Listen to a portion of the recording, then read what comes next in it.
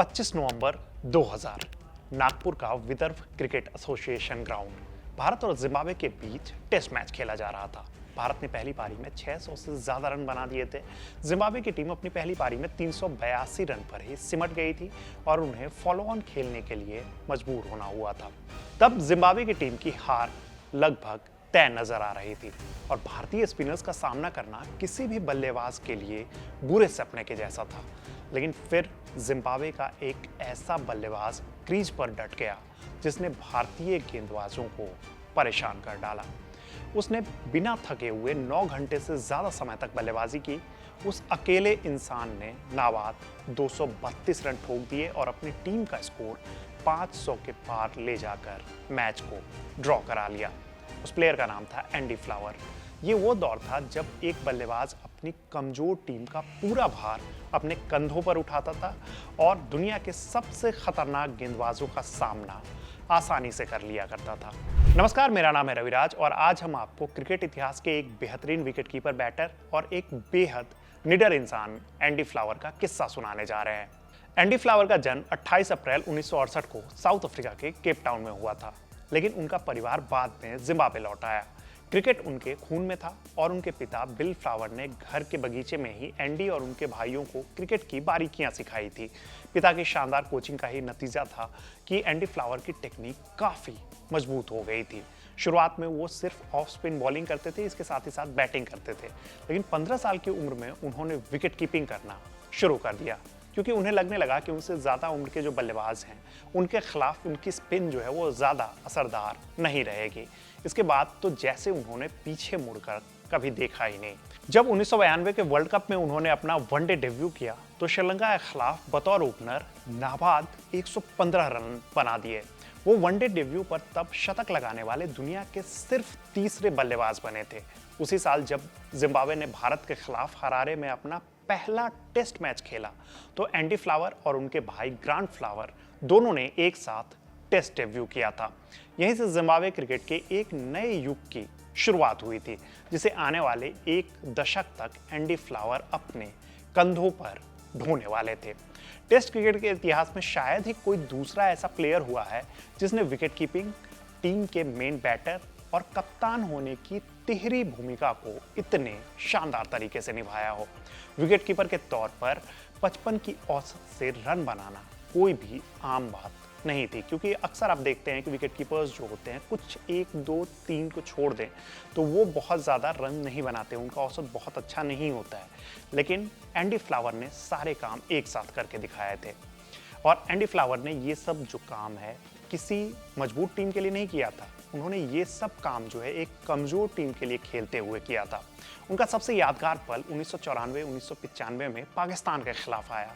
Harare test में Zimbabwe की team 42 run पर अपने 3 विकेट गंवा चुकी थी और वसीम अकरम जैसे खूंखार गेंदबाज आग उगल रहे थे। तब एंडी फ्लावर ने अपने भाई ग्रांट फ्लावर के साथ मिलकर 269 रनों की ऐतिहासिक पार्टनरशिप कर डाली। एंडी ने 156 रन बनाए और जिम्बाब्वे ने पहली बार टेस्ट में जीत दर्ज की। कप्तान के तौर पर वो उसे अपना सबसे गौरव का पल मानते हैं। साल 2001 में उन्होंने साउथ अफ्रीका के खिलाफ हरारे टेस्ट में जो किया वो आज भी अकल्पनीय है। उस मैच में उन्होंने पहली पारी में 142 और दूसरी पारी में नाबाद 199 रन बनाए। आप जब पूरा स्कोर बोर्ड देखोगे तो उन्होंने टीम के आधे से ज्यादा रन अकेले ही बनाए थे। वो जिमी सिंक्लेयर के बाद टेस्ट इतिहास के सिर्फ दूसरे ऐसे बैटर बने थे जिसने एक मैच में अपनी टीम की 50% से ज्यादा रन अकेले बनाए हो। एंडी फ्लावर सिर्फ मैदान पर ही साहसी नहीं थे, बल्कि असल जिंदगी में भी वो अन्याय के खिलाफ खड़े होने वाले इंसान थे। साल 2000 के बाद जिम्बाब्वे में रॉबर्ट मुगाबे की सरकार ने जमीनों पर कब्जा करना शुरू कर दिया। इसे लैंड रिफॉर्म का नाम दिया गया, लेकिन असल में 80% से ज्यादा श्वेत किसानों की जमीनें छीन ली गई थी और करीब 2000 खेतिहर मजदूर बेघर हो गए थे। एंडी के एक दोस्त निगेल हफ का भी खेत पूरी तरीके से बर्बाद कर दिया गया था। जब एंडी वहां गए और उन्होंने उस तबाही को अपनी आंखों से देखा तो उन्हें समझ आ गया कि अब चुप रहना भी एक अपराध की तरह है। वो जानते थे कि अगर वो अकेले विरोध करेंगे तो सरकार उन्हें एक नाराज श्वेत नागरिक कहकर खारिज कर देगी, यानी कि उनके दावों को कह देगी कि ये इंसान जो है वो खुद एक श्वेत नागरिक है, इसलिए उनका सपोर्ट कर रहा है। उन्हें एक ऐसे साथी की ज़रूरत थी जो अश्वेत हो, यानी कि जिनका स्किन कलर जो है वो श्वेत ना हो। उन्होंने हेनरी ओलंगा से बात की, जो कि जिम्बाब्वे के लिए खेलने वाले पहले अश्वेत क्रिकेटर बने थे। ओलंगा तुरंत तैयार हो गए और फिर उन्होंने वकील डेविड कोल्टार्ट की मदद से एक ऐसा बयान तैयार किया जो क्रिकेट से ज्यादा एक देश की आत्मा को बचाने की पुकार थी। 10 फरवरी 2003 हरारे स्पोर्ट्स क्लब का मैदान और जिम्बाब्वे के इतिहास का पहला घरेलू वर्ल्ड कप मैच। जब जिम्बाब्वे क्रिकेट बोर्ड के अधिकारी विंस हॉक को उनके इस प्लान के बारे में पता चला तो वो हैरान रह गए। उन्होंने एंडी फ्लावर से पूछा, क्या तुम्हें पता है कि ऐसा करने का क्या नतीजा होगा? उन्होंने कहा, क्या आपको पता है कि अगर हमने कुछ नहीं किया तो उसके क्या नतीजे होने वाले हैं? एंडी और ओलंगा को मैच के दिन काले आर्म बैंड नहीं मिले तो उन्होंने मेडिकल में इस्तेमाल होने वाले काले इंसुलिन टेप को अपनी बाहों पर लपेट लिया। यानी कि उनका पहले ये आइडिया था कि वो काले आर्म बैंड बांधेंगे, लेकिन उन्हें जब वो नहीं मुहैया कराया गया तो उन्होंने इसका जुगाड़ किया और इंसुलिन टेप जो था उसे लपेट लिया अपनी बाहों पर। जब एंडी फ्लावर बल्लेबाजी करने के लिए आए तो पूरी दुनिया की नज़र उस काले टेप पर गई। उन्होंने प्रेस के सामने डेथ ऑफ डेमोक्रेसी यानी कि लोकतंत्र की मौत नाम से एक बयान जारी किया, जिसमें कहा गया कि वो मानवाधिकारों, न्याय और अपने देश की भविष्य की मौत का शोक मना रहे हैं। सिर्फ 4000 दर्शकों के बीच शुरू हुआ ये मूक विरोध देखते ही देखते पूरे स्टेडियम में फैल गया और कई दर्शकों ने भी अपने हाथ में काली पट्टी बांध ली। इस विरोध की कीमत दोनों को बहुत भारी चुकानी हुई। सरकार बौखला गई और ओलंगा पर तो देशद्रोह तक के आरोप लगने लगे, जिसकी सजा जिम्बाब्वे में मौत थी। उस समय उन्हें टीम से सस्पेंड कर दिया गया और उन्हें धमकियां दी जाने लगी। अब चूंकि वर्ल्ड कप के सुपर 6 के मुकाबले साउथ अफ्रीका में खेले जा रहे थे, इस वजह से ओलंगा की तब जान बच गई थी, क्योंकि वहां से वो देश छोड़ सकते थे। टूर्नामेंट के बाद दोनों प्लेयर्स ने इंटरनेशनल क्रिकेट से रिटायरमेंट ले लिया।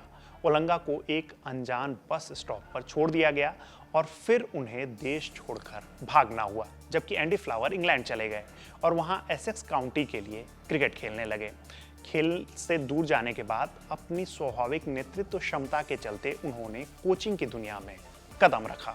2007 में वो इंग्लैंड टीम के असिस्टेंट कोच बने और फिर 2009 में उन्हें इंग्लैंड का हेड कोच बना दिया गया। उनके कोच बनते ही इंग्लैंड की टीम का गोल्डन पीरियड शुरू हो गया। एक समय जो शख्स अपने ही देश से भगाया गया था, उसे अब इंग्लैंड क्रिकेट को दुनिया पर राज करना सिखाना था। ये क्रिकेट के इतिहास के सबसे बेहतरीन कमबैक में से एक था। एक कोच के तौर पर एंडी फ्लावर का रिकॉर्ड इतना शानदार है कि बड़े बड़े दिग्गज उनके सामने फीके नजर आते हैं। 2009 में हेड कोच बनते ही उन्होंने इंग्लैंड को ऑस्ट्रेलिया के खिलाफ एशेज सीरीज में 2-1 से जीत दिला दी। इसके बाद 2010 में उनके नेतृत्व में इंग्लैंड ने अपना पहला आईसीसी ग्लोबल टूर्नामेंट यानी कि वर्ल्ड कप T20 का खिताब जीता। लेकिन उनका सबसे बड़ा कारनामा 2010-2011 में आया, जब इंग्लैंड ने करीब 25 साल बाद ऑस्ट्रेलिया की सरजमी पर जाकर एशेज सीरीज पर कब्जा जमाया। साल 2011 में उन्होंने इंग्लैंड को टेस्ट रैंकिंग में दुनिया की नंबर 1 टीम बना दिया था और 2013 में एशेज जीत की हैट्रिक भी पूरी की। साल 2014 में उन्होंने इंग्लैंड की कोचिंग से अपने आप को अलग कर लिया। इसके बाद वो T20 फ्रेंचाइज क्रिकेट के सबसे बड़े मास्टरमाइंड बन गए। PSL, CPL से लेकर IPL तक उन्होंने हर जगह अपनी धाक जमाई। द 100 टूर्नामेंट में उन्होंने ट्रेंट रॉकेट्स को 2022 में चैंपियन बनाया और 2025 में रॉयल चैलेंजर्स बेंगलुरु को उनके इतिहास की पहली IPL ट्रॉफी जितवाकर उन्होंने इतिहास रच दिया। आज वो लंदन स्पिरिट जैसी टीमों के हेड कोच हैं और खेल में एक नया परफॉर्मेंस कल्चर बनाने की कोशिश कर रहे हैं। एंडी फ्लावर का international career 63 test, 213 one day matches तक चला। उनके नाम इंटरनेशनल लेवल पर 11,500 से ज्यादा रन दर्ज हैं। लेकिन एंडी फ्लावर की ग्रेटनेस सिर्फ इन आंकड़ों में कैद नहीं की जा सकती। साल 2013 में जब BBC ने उनके उस काले टेप वाले विरोध प्रदर्शन के बारे में पूछा कि क्या वो इसके लायक था, क्या वो उन्हें उस समय वो काम करना चाहिए था, तो एंडी का जवाब था कि हम सब दुनिया नहीं बदल सकते, लेकिन अगर हम छोटे छोटे फैसले मजबूती से लें तो बदलाव लाया जा सकता है। उन्होंने कहा कि वो दोबारा मौका मिलने पर बिना किसी हिचकिचाहट के वही कदम उठाएंगे। एंडी फ्लावर की कहानी बताती है कि क्रिकेट में बड़े रन बनाना, शतकों की झड़ी लगाना या वर्ल्ड कप जीतना एक बात है, लेकिन जब बात ज़मीर की हो तो अपना करियर और अपनी जान की परवाह किए बिना सच्चाई के लिए खड़े होना बिल्कुल अलग बात है। हेनरी ओलंगा ने भी यही कहा था कि कुछ चीज़ें खेल और करियर से बहुत बड़ी होती है। मैदान पर एंडी फ्लावर दुनिया के सबसे बेहतरीन विकेटकीपर बल्लेबाजों में से एक थे, लेकिन असल में वो एक ऐसे हीरो थे जिसने साबित किया कि जिंदगी के असली मैच में इंसान का ज़मीर ही उसकी सबसे बड़ी ट्रॉफी होती है। तो ये थी एंडी फ्लावर की कहानी। ये कहानी आपको कैसी लगी हमें कमेंट बॉक्स में ज़रूर बताइएगा। मेरा नाम है रविराज, देखते रहिए कड़क। धन्यवाद।